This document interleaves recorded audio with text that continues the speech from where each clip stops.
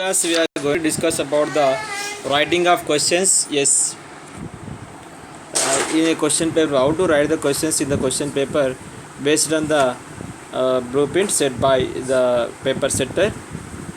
Here we are going to discuss about how to write the questions according to the blueprint one by one. Yesterday we have discussed about the blueprint, which is the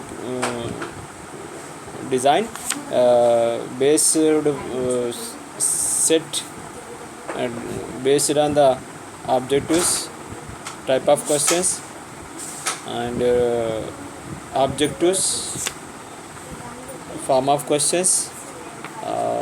These all things are covered here in the blueprint. Yesterday we have discussed. So using these parameters, we will go with this writing the questions in paper setting. So for this we should write the appropriate questions based on the blueprint. Appropriate questions means whatever parameters are followed in preparation of blueprint, that should be followed. That parameters are based objectives, form of questions, content, all these things. So from this blueprint we should take this small block of this question the blueprint, and by taking one small block of the blueprint, we at a time we have to write one by one all the questions using the set parameters set in the blueprint. That means here how to write the questions is very important based on the parameters. We should not neglect the parameters what we set in blueprint in preparation of question paper. So there are several ways are there in preparation of in writing of question papers. One by one objective we have to write, and one by one form of questions we can write, one by one content wise we can write. Altogether we can write, we can use the appropriate and suitable process ways for writing all these things.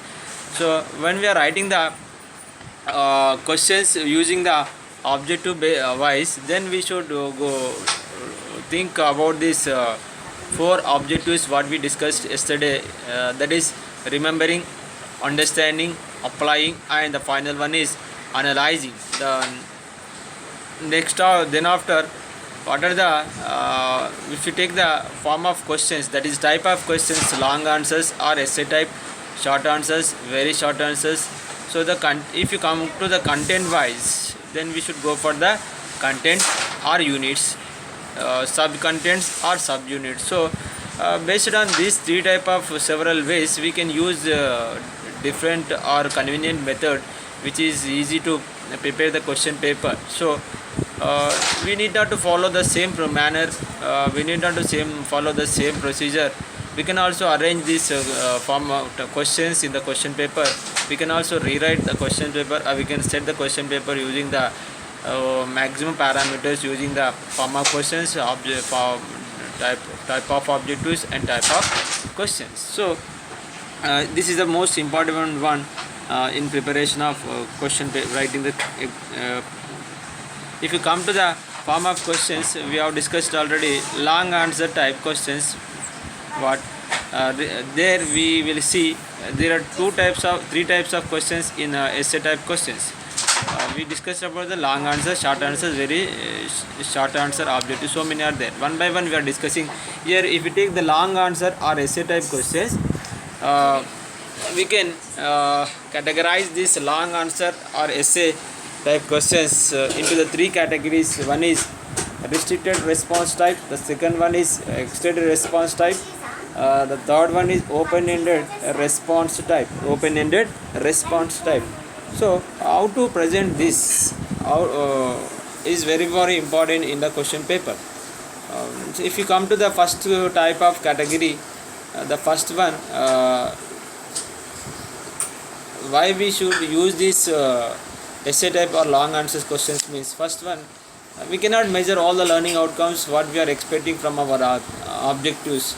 So once again, if you think about this one, why should we use this all the essay type questions means, we cannot measure some learning outcomes through object type questions. So example, if you take the characteristics, we cannot measure organizing, summarizing, integrating the ideas of the students. We cannot measure using this objective type of question. So we should go for the long answer or essay type questions.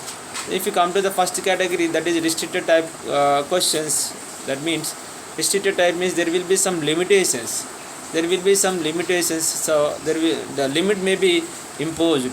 So that means time, number of pages, number of words, number of sentences. More restrictions will be imposed in framing the restricted type of questions in question paper. So this is most useful for testing of these learning outcomes like organizing, summarizing, integrating the ideas of the students, and also it helps to reduce the subjectivity among the students. So to reduce the subjectivity, it is more useful, and we can give some limits to reduce the subjectivity.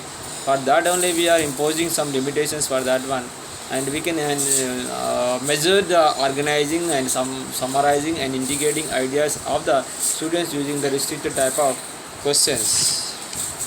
And if you go to the second type of questions, also we can in extended type of questions, if you come to discuss regarding the extended type of questions, it gives full freedom to the students to expose or to express themselves, the new ideas or whatever it may be. So the freedom will be given means here the freedom is to select the content, organize the content, integrate the ideas for evaluation, and express the ideas of the student. So it is most useful to measure the abilities of the students, and it is not so useful for some learning outcomes. So to measure some learning outcome, this is not so useful. In extended response type of questions, we can see many advantages from the from the student. They can get more ideas and all these things, and sometimes they may give freedom to express their ideas in detail. The global abilities like expression skills, communication skills, writing skills, and all these things can be measured by this extended response type of questions in long answer type or essay type questions. Then after the C, the third type is open-ended questions. Open-ended question means the student can write whatever the idea comes into his mind, and whatever answer comes into his mind. So it helps to improve the thinking ability of the students, and imaginatively and divergent thinking, creativity thinking can be developed using this type of questions.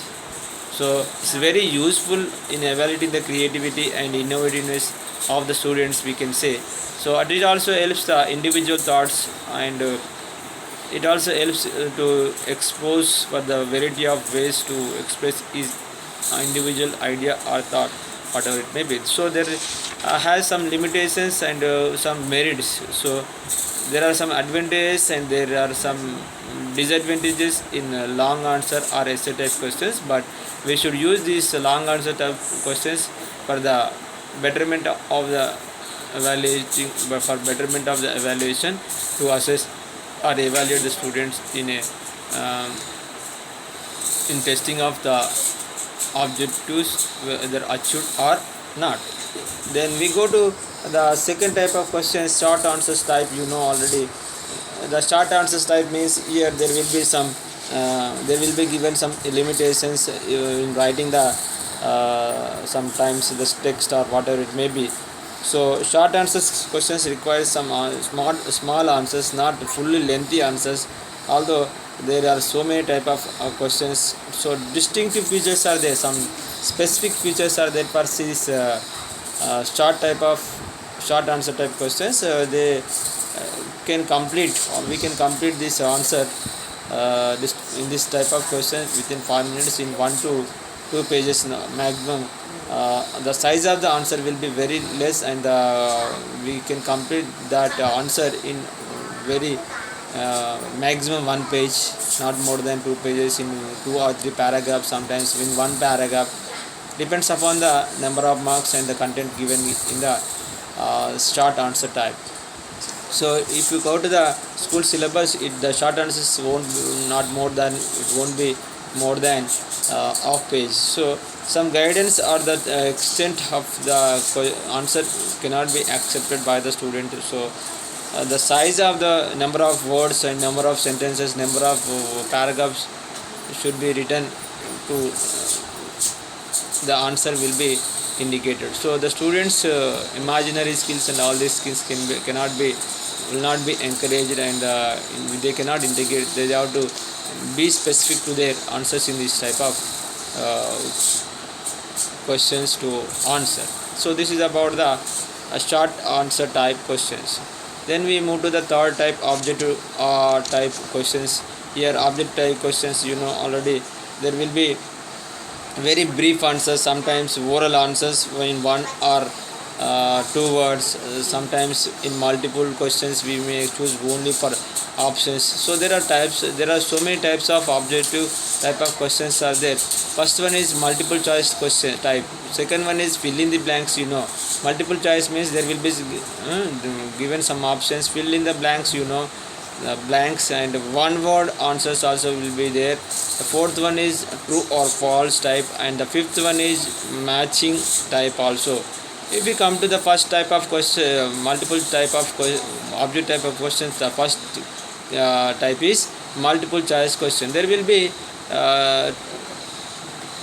question in that the question, there will be a stem. There are three parts in every multiple choice question. The three parts are one stem, key, and the number of alternatives. So key, stem is nothing but the length of the main part of the question, and the key is the blank or whatever it be, the incomplete word or whatever it may be. The alternatives will be given under the question, and from that alternatives we have to select the right alternative. The alternatives will not be always wrong. There will be some incomplete, and they cannot there may be possible answers also sometimes, but not exactly. So from that possible answers we should choose the right answer to give the response to the multiple type of multiple choice questions. This is the first type. If you go to the second type, already this is example. We can see the multiple choice questions. A square area is 140 square centimeters. Its parameter is, here we have to find out the area using the side, using the area, and we should go for the perimeter using for formula. Then we should choose the right alternative. The second one is also like that. Then after the second one is type is fill in the blank. So then we will give some incomplete sentences, incomplete term, test item. There we have to write the right word or sentence or figure in incomplete sentence which is given blank.